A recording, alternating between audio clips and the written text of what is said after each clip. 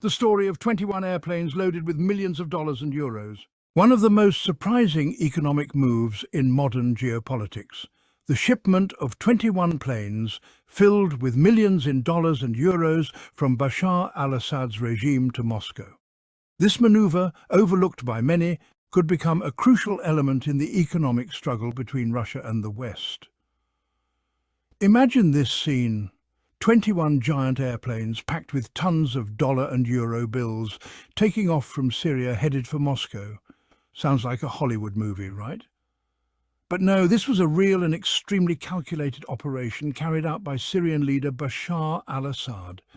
This episode, worthy of a spy novel, represents one of the most intriguing and enigmatic events on the global economic and geopolitical chessboard. If you thought you'd seen it all, this story will surprise you.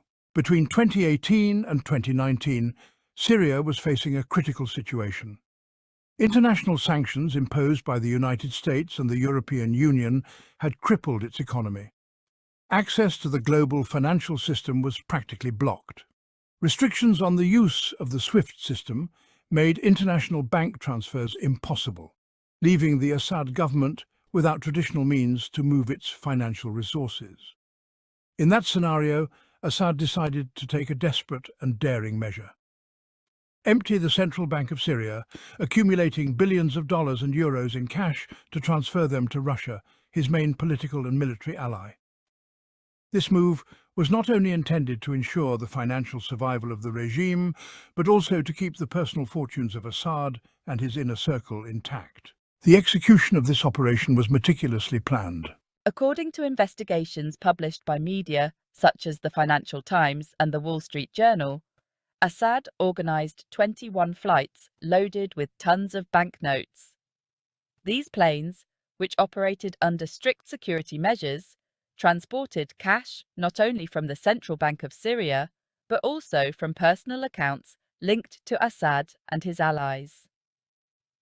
Analysts estimate that Assad's personal wealth amounts to more than $12 billion. To ensure that every dollar reached its destination, the operation included extraordinary measures, such as the escort of the planes by military forces loyal to the regime.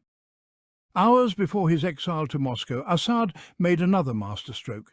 He ordered the transfer of an additional $200 million in cash, making sure that every last dollar left Syria.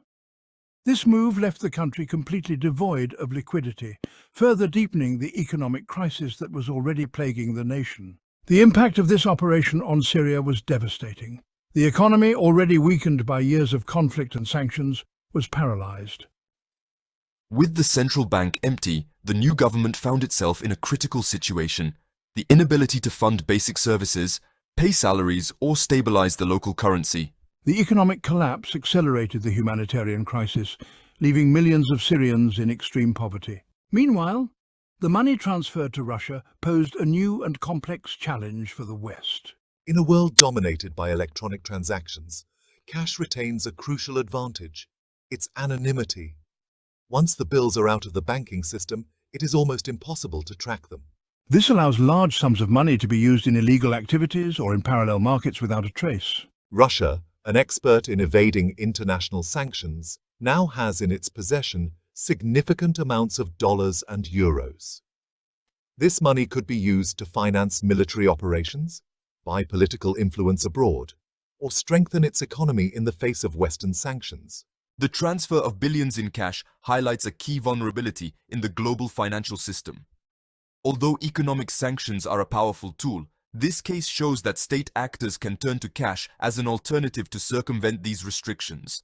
Control of the dollar as the world's reserve currency is one of the United States' main strengths. However, the presence of large amounts of dollars and euros in Russian hands poses a potential risk. These funds could be used to destabilize financial markets or to finance projects contrary to the interests of the West. The United States and the European Union have stepped up their efforts to track the money transferred from Syria. However, the task is monumental. Although banknotes have serial numbers that could be used to identify them, in practice, tracking large amounts of cash in parallel markets is almost impossible.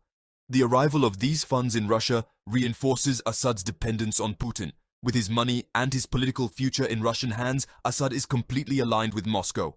This situation consolidates Russia as a key player in the Middle East, while the West faces the challenge of countering a strategy it had not anticipated. What will Russia do with this money? Some analysts suggest that it could be used to finance the reconstruction of regions devastated by the conflict in Ukraine, such as Mariupol. Others believe that Moscow could use these funds to strengthen its influence in international markets or to finance destabilizing movements in countries allied with the West. What is clear is that this situation redefines the rules of the game in contemporary economic wars. Sanctions designed to weaken Assad and Russia have created a scenario where cash becomes a strategic weapon. The story of the 21 planes loaded with banknotes highlights the limitations of the current financial system and the resilience of state actors in the face of economic sanctions. This episode is a reminder that, in an increasingly digital world, the power of physical money remains significant. Hello everyone! In this chapter we will delve into the fascinating relationship between Syria and Russia and how the figure of Vladimir Putin is intertwined in this dynamic. In recent years, Russia has become a key player in the Syrian conflict, providing strong military and political support to the Assad regime. But why? What is Putin looking for with this intervention? Since the outbreak of the war in Syria in 2011, Russia has positioned itself as one of Bashar al-Assad's main allies. This support has translated into the supply of weapons, the sending of troops, and the execution of bombings against opposition forces. For Putin, Syria is not just a strategic ally, it is an opportunity to project Russian power in a region where the United States and its allies have long dominated. The Russian military base in Tartus and its air presence at Humamim are key pieces of this strategy. These positions allow Russia to have a foothold in the eastern Mediterranean and at the same time serve as symbols of Russian power to challenge the West in its own backyard. However, this relationship is not without its challenges. Assad's dependence on Russian support gives Putin considerable influence over the Syrian regime, but it also ties him to a protracted and costly conflict.